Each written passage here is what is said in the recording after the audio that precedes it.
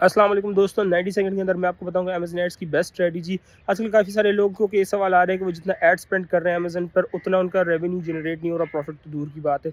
तो Amazon add की जो सबसे बेस्ट स्ट्रेटजी है वो ये है कि सबसे पहले तो आपने प्रोडक्ट सेलेक्ट करने का, आपने किस प्रोडक्ट को टारगेट करना है।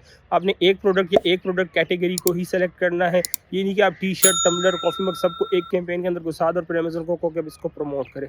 ऐसा नहीं होता। आप एक का टाइम एक ही प्रोडक्ट को या एक प्रोडक्ट टाइप को टारगेट करवा सकते हैं, क्योंकि अमेज़न का एल्गोरिदम भी एट ए टाइम आपके एक ही कैटेगरी को या एक ही प्रोडक्ट को ही जज कर सकता है और कोई उसके लिए बेस्ट ऑडियंस आपके पास ला सकता है। तो आपने एक प्रोडक्ट को रखना है, दूसरा आपने रखनी है बिड स्ट्रेटजी। बिड स्ट्रेटजी में अमेज़न आपको सजेस्ट करते हैं कि भाई आप जो ऑटोमेटिक पे छोड़ दें या फिर 75 सेंट्स तो पर रखें बिड को, लेकिन अगर आप 75 सेंट्स रखते हैं उसके बाद अमेज़न क्या करता है कि वो हाईएस्ट से हाईएस्ट पोजीशन के लिए आपके लिए बिड करता है और वहाँ पर आपको प्लेस देने की कोशिश करता है।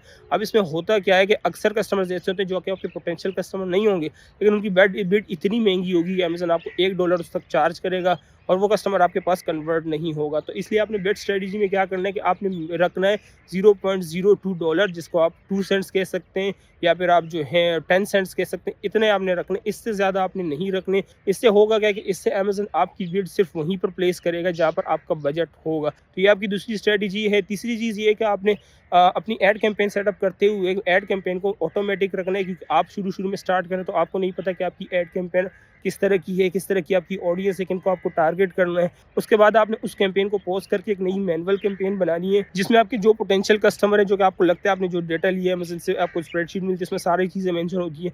तो उसमें आपने देखना है कि जो आपके पोटेंशियल कस्टमर है वो अपने अमेज़न को बताना है कि इस तरह के लोगों को टारगेट करो।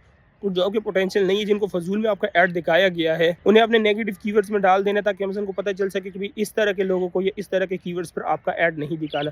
ये 3 चीज़ें अगर आप अपनी ऐड स्ट्रेटजी में इंक्लूड करेंगे तो आपके एड्स बेहतर परफॉर्म करने लगेंगे और आप रेवेन्यू तो छोड़ो, प्रॉफिट भी अपने एड्स में देखने लगोगे। वैसे मेरी साइकिल की चेन टूट गई है तो मेरे हाथ इसलिए इस वजह से हैं।